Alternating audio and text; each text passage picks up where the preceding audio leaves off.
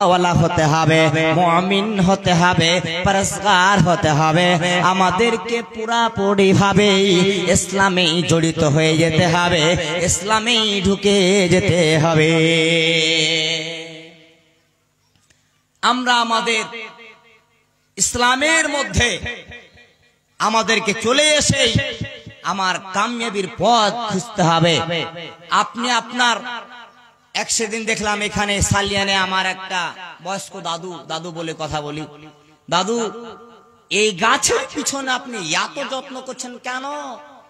তখন বলছে যে গাছের ফলগুলো ভালো হবে, গাছের আমগুলো ভালো হবে, খুব সুন্দর হবে, দাম পাবো, ভালো হলে দাম পাওয়া যাবে। আমি দাদুকে বললাম, দাদু আপনি গাছের পিছনে খাটছেন, গাছের ফলকে ভালো করার জন্য আপনি আপনার পিছনে কি খেটেছেন? ভাইজান আপনি আপনার পিছনে কি খেটেছেন? আপনার গাছের গোড়াতে জল ঢালতে হবে, আপনি সাকসেসফুল হয়ে আল্লাহর কাছে যেতে হবে। এর কথা তো আপনি একটু ভাবলেন না। আর গাছ ভালো হবে, ফল ভালো দেবে, তার জন্য আপনি মেহনতি করলেন। তবে আপনার কর্তব্য কি, আপনার করণীয় কি, এই দুনিয়ার বুকে আপনাকে কোনটা বেছে নিতে হবে সেটাকে আমাদের বাঁচতে হবে। ভাই সকল, আমি আপনাদের ঠিক আমার সময় শেষ, আর একটি ঘটনা বলেই আপনাদের ছেড়ে দেব। যেমন ধরে নিন, এই দুনিয়ার বুকে আমরা জানতে পারলাম যে আমরা মুসলিম হয়ে আছি, আমাদেরকে যেটা কর্তব্য সেটা করতে হবে, বেছে নিতে হবে, কষ্ট করতে হবে, মাওলানাদেরকে বলতে হবে, জিজ্ঞাসাবাদ করতে হবে। ঠিক একটা মোবাইল যেমন খারাপ হয়ে যায় না, রাতটা ভালো কাটবে না, আপনার রাস্তা বাইরে যেন খুব টাপাটাপি করবেন কখন দোকান খুলবে আর আমার কখন মোবাইলটা ভালো হবে, তাহলে আমার রাতটা ভালো কাটবে। এটাও আজব লীলা। আপনার মোবাইল খারাপ তো আপনার মন ভালো নেই, যেমন ওটাকে নিয়ে স্বপ্ন করলেন, মন ব্যস্ত থাকলেন, আপনি আপনার দেহকে নিয়ে, আপনার চেহারাকে নিয়ে, আপনার গঠনটাকে নিয়ে একটু যদি ওই রকম না ভেবে আপনি অর্ধেক যদি ভেবে নিতেন, তাহলে তো আপনি কামিয়াব, তাহলেই তো আমরা সাকসেসফুল হতাম। কিন্তু কখনো নয়। আমাদের বাড়ি গাড়ি সমস্ত কিছু নিয়ে টেনশন করতে হবে, কিন্তু আমার কর্তব্য কি, হে আমি যে চলে যাব দুনিয়ার মহব্বত ছেড়ে, আমার কি কর্তব্য, আমাকে কোথায় উপায় করতে হবে? আমি কখনো শেখের কাছে গিয়ে বলেছি আমাকে একটু বলে দিন না, আমাকে 5 ওয়াক্তের সালাত কিভাবে আদায় করতে হবে? জানলাম না। ভাই সকল, তাহলে আমি আপনাদেরকে একটা উদাহরণ দেব, ওই উদাহরণ দিয়ে আমরা অনুভব করতে পারবো যে আমরা কতটা সাকসেসফুল হতে পেরেছি। বন্ধুগণ আমার, আল্লাহ রাব্বুল আলামিন বলছেন কোরআনের মধ্যে, ওয়ালাকাদ দারআনা লিজাহান্নামা কাসীরাম মিনাল জিন্নি ওয়াল ইনস লাহুম কুলুবুন লা ইয়াফকাহুনা বিহা ওয়া লাহুম আয়ুনুন লা ইউবসিরুনা বিহা ওয়া লাহুম আযানুন লা ইয়াসমাউনা বিহা উলাইকা কাল আনআম বাল হুম আদাল উলাইকা হুমুল গাফিলুন। মা আমার, বেটি আমার, আমার আব্বা জানেরা আমার, ভালো করে শুনে নিন, আমার এটাই হচ্ছে শেষ আয়াত, এবং আমি এই আয়াতের তরজমা করার পরেই আপনাদেরকে আমি একটা উদাহরণ দিয়ে বুঝিয়ে দেব, তাহলে আমার সময় শেষ হয়ে যাবে। আমার মা যদি এসে থাকেন আপনারাও ধ্যান দিয়ে শুনবেন, আব্বুরা আপনারা চলে এসছেন, আমার দাদা ভাইয়ের আপনারা বসে পড়ুন আর এই উদাহরণটা একটা ভালো করে শুনবেন। আমার আল্লাহ রাব্বুল আলামিন বলছেন, এরে আমার বান্দারা, এরে আমার বান্দিরা, তোমরা শুনে নাও, আমি দুনিয়ার বুকে জিন এবং ইনসানকে আমি সৃষ্টি করেছি জাহান্নামের জন্য। আমি এই জাহান্নামের জন্য তারা যাবে, জাহান্নামের জন্য বানিয়েছি, ভয় পাওয়ার কারণ নেই। তাহলে আল্লাহ আমাদেরকে যে বানিয়েছেন, তাহলে কি জাহান্নামের জন্য নাকি? বন্ধুরা আমার, কেন সেই কথাটা বলা হয়েছে? আল্লাহ রাব্বুল আলামিন বলছেন, আমি তোমাদেরকে এমন একটা কাল দিলাম, হৃদয় দিলাম, অন্তর দিলাম যেই কথার জন্য রাত্রে আপনার বউকে নিয়ে ঘুমিয়েছেন, ছেলেদেরকে নিয়ে ঘুমিয়েছেন, আর যেন টেনশন করছেন, এই অন্তর দিয়ে ভাবছেন আমি সকালে জেগে যাব, আমার কর্তব্য কি, আমার করণীয় কি, আমাকে কি করতে হবে।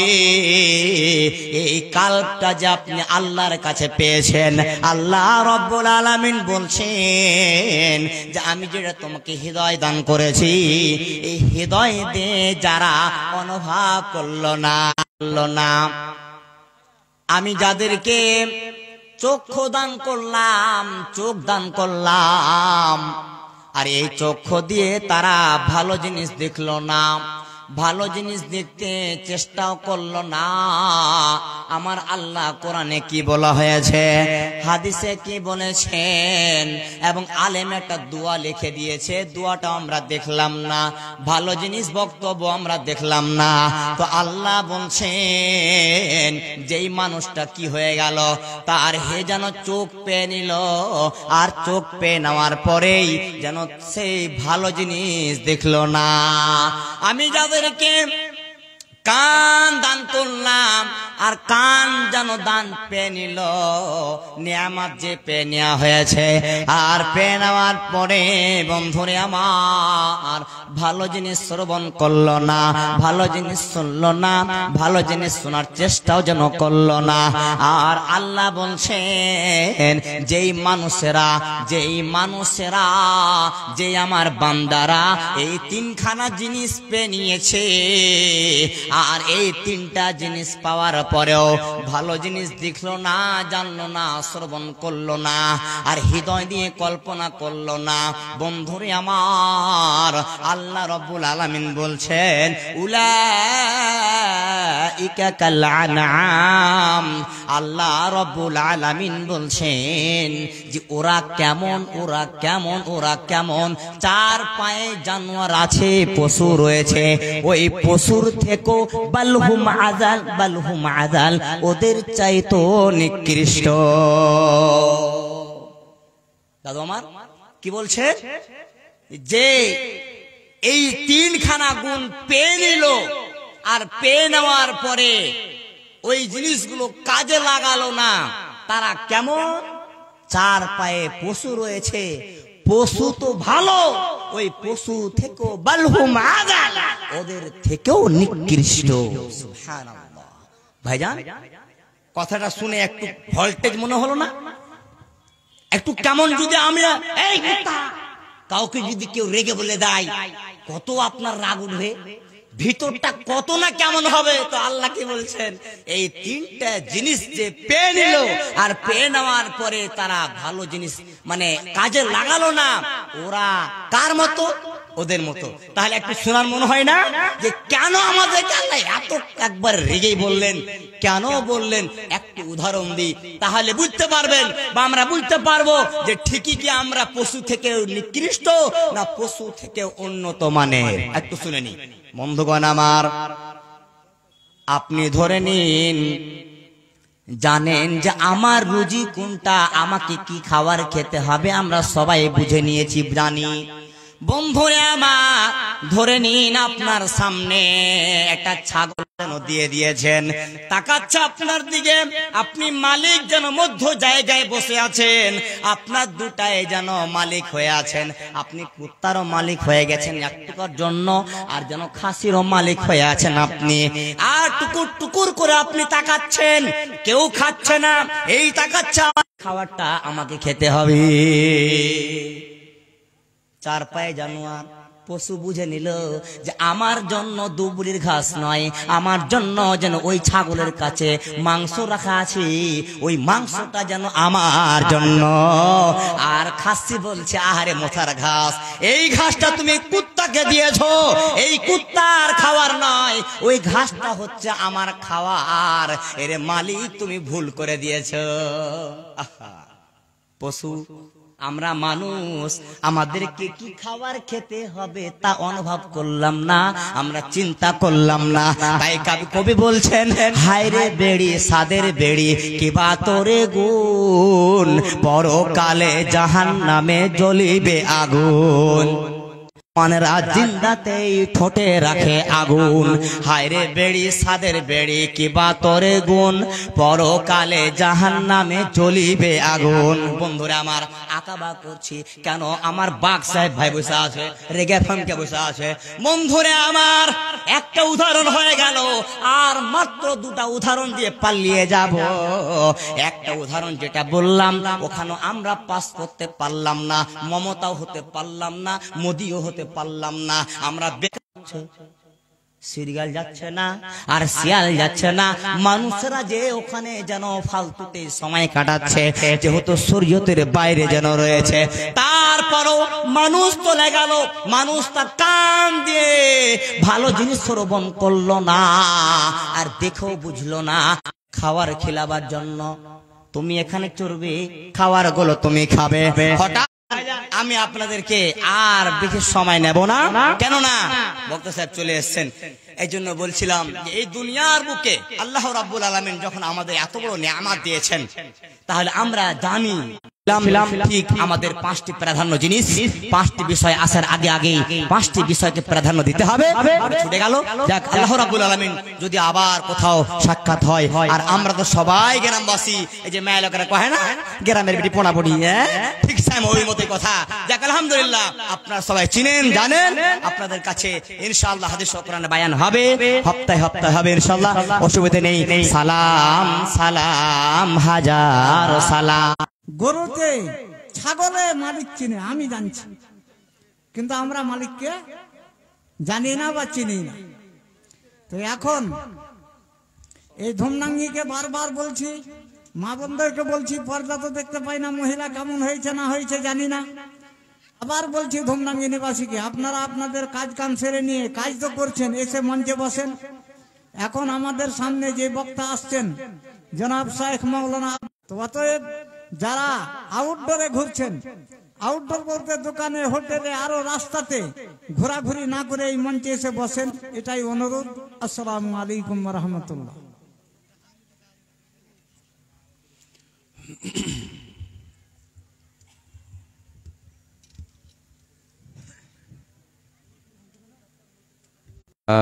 شريك له وأشهد أن محمدا عبده ورسوله جنتان وقال الله تبارك وتعالى في موضع آخر بسم الله